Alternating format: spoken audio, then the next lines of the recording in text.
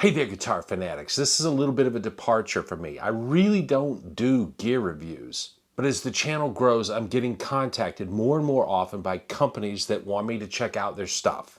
So from time to time, I'm going to be doing some reviews, but I'll make you this promise. I'll only discuss products that I think have real value. Now, the good folks at Xvive Audio have sent me one of their U2 wireless guitar systems to check out.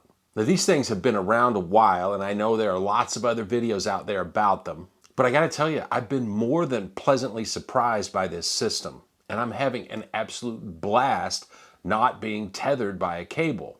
Now, especially if you're someone like me that can trip over their own shadow, or if you're out playing club gigs and you want to do the run through the crowd while I play a solo thing, there are definitely reasons to go to a wireless system, but let's cut to the chase. My biggest worry, I'm sure it's yours too, is will this thing suck the life out of my tone? Well, we're going to get into that, but first let's hit on a few specs. Very first impression, it arrives in some nice packaging. It looks classy, it's very sturdy, and packaging's not a huge deal, but it is a signal to me when a company is thoughtful enough to make a nice presentation. Looking inside, we've got the receiver unit, the transmitter unit, and a dual charging cable that you plug into a USB port. Speaking of charging, one of the questions I had was, how long is the battery life? Well, on full charge, the system is supposed to operate for 5 hours. Now, way back in the day, I used to do 5-set gigs that started at 9 and went until 2 in the morning. I'm not doing those anymore. So battery life, not really an issue for me. If you're still doing monster gigs like that, might be a consideration for you. Now, the manual says that 15 minutes of charging will get you 30 minutes of battery life. An hour of charging should yield 2 hours, and 2 hours of charging should get you the full 5 hours of battery. Another big question I'm sure we all have, what is the range of this thing? I mean, if we're going wireless, we want to be able to really move around and show off, right? The manual says it's effective up to 70 feet. Well, I'm going to do a little test in a minute and we'll see about that. So far, I've been using it at band rehearsals and we play in the upstairs of a very large house. This room is about the size of a big outdoor stage. I haven't had a problem yet, but we'll see how it fares in the test that we do shortly. The unit operates in the 2.4 gigahertz frequency band. Now, different frequency bands all have advantages and disadvantages with variables like range, interference, and signal stability. 2.4 gigahertz is supposed to be a good balance of range and reliability, but it's also a very crowded frequency band. Common devices like microwaves, baby monitors, and garage door openers also operate in this frequency, not to mention Wi-Fi and Bluetooth. So just be prepared that there could be some strange voodoo that happens when you're out on a gig. Always have some cables ready as a backup. Another big worry for me is the L word, latency. Now, latency is the delay from when a sound is produced and when it's heard by the listener. And it's everywhere. There's latency with acoustic instruments because it takes time for sounds to travel through air. With digital audio, latency is caused by the digital audio conversion. And latency beyond a certain threshold can make it difficult for you to play in time. Now, I've read from a multitude of sources that you want a system with 5 milliseconds of delay or less. In the manual, Xvive claims 6 milliseconds of latency, but I saw a great video where no less a virtuoso than the fusion god Tom Quayle did his own experiment. He found he was experiencing 5 milliseconds of delay with the unit, so it's in that acceptable range. Now, I can tell you from experience in rehearsals, also using in-ear monitors, that latency has not been a perceptible issue for me. Now, I know some people out there claim to have bat hearing or something, but I've been doing this for a long time. I'm a pretty picky and accomplished musician. It hasn't bothered me, so take that for what it's worth. The units have 4 different channels you can move between if you're experiencing interference. And to change channels, it's as easy as pushing the channel button on the side of the unit.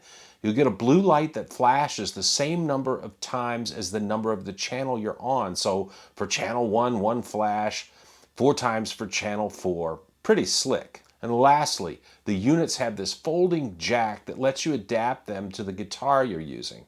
Jacks on the bottom of the guitar are easy, and you can tuck the unit up against the body.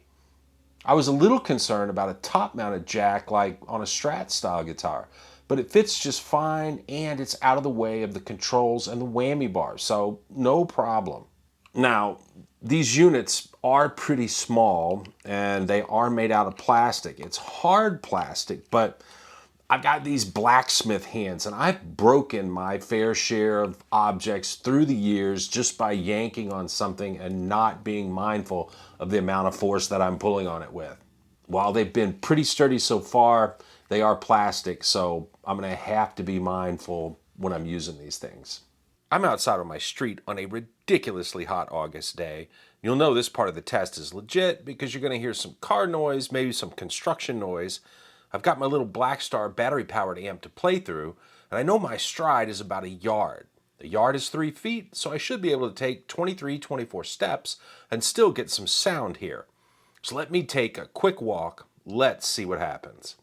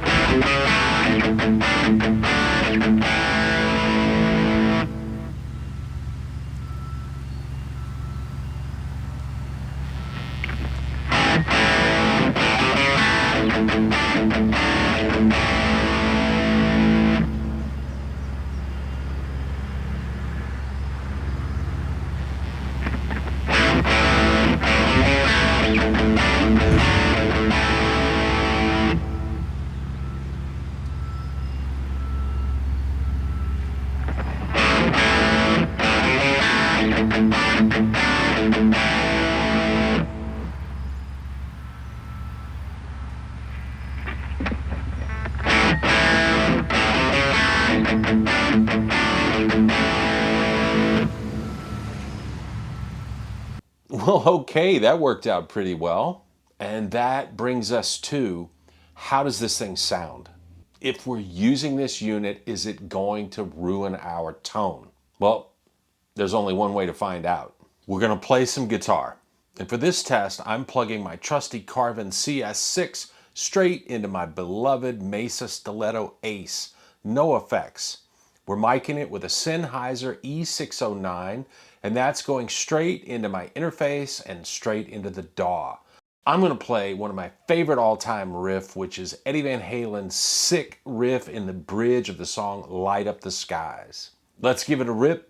You can draw your own conclusions.